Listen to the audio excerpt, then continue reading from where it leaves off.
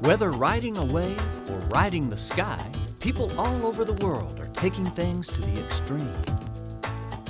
But Sam Calagione is a different kind of extremist. Sam gets his kicks from a different kind of extreme activity, brewing beer. He's a maverick of sorts, as his techniques push the boundaries of what many people think beer is. Sam is the owner of Dogfish Head Craft Brewery in Milton, Delaware. Extreme brewing as a term in America isn't that old. An extreme beer is one that's either made with more than the usual amounts of traditional ingredients, i.e. an extremely hoppy beer, or a beer brewed with so much barley, that's what contributes sugars, that it's twice as strong as a normal 5% alcohol beer. Or an extreme beer is a beer brewed with non-traditional ingredients. So it might only be a 5% alcohol beer, but if you added dried cherries to it or aged it in wood whiskey barrels for a year, that would make it extreme as well. Smells delicious. Craft brewing, I guess, can be broadly defined as breweries that are using the highest quality ingredients to make beer.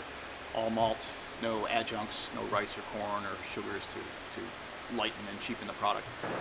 What we strive to do here at Dogfish Head is make a consistent product like any other brewery, but in doing that, we're trying to make a product that's unique and interesting for the consumer.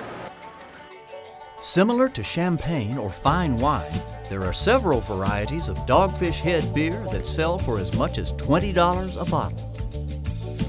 Breweries are more fortunate than vineyards in that our ingredients are more durable. In other words, you don't see very many successful vineyards outside of those traditional regions known for their grape growing terroir, you know?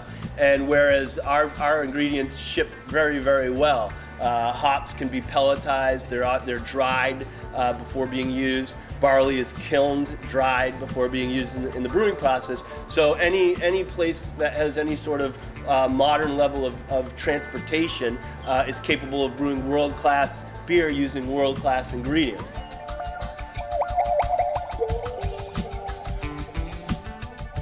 What Dogfish Head is doing different from other craft breweries, I think, is that we're just not shy about what we do. We're pretty bold in terms of the flavor that we're packing into every bottle.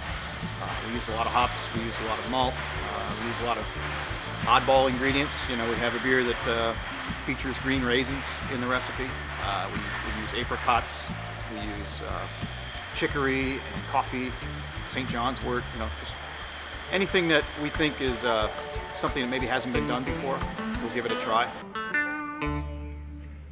While Farmer's Almanac TV was visiting, Sam was crafting yet another extreme creation, tentatively named Red and White, which is made with coriander and tangelo peels.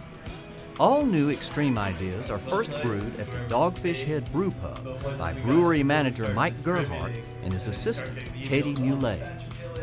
Together with Sam, these beers are tested here, and depending on customer response, they either become a one-batch wonder or move on to the brewery for a larger distribution.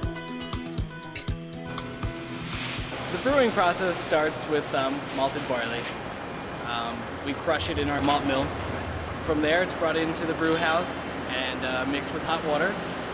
From there, that mash is transferred over into what's called the lauter tun, where we separate the sugary liquid that we've just created in the mash from the solid grain material. That liquid is transferred over into the kettle where we boil it, and during that boiling process we spice the beer with hops. From there the boiled wort is cooled, aerated, and pitched with pure brewer's yeast. It's fermented, it conditions, it gets filtered and packaged and sent out. You can add ingredients as an afterthought or really as a vehicle to drive your marketing, but if the ingredients at the end of the day don't actually enhance the taste and the inherent goodness of the beer and distinction of the beer, then it's a waste of time.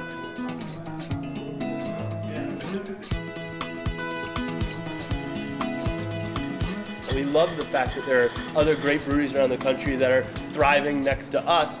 We're just happy to be one of those breweries that is thriving to the extent that we are.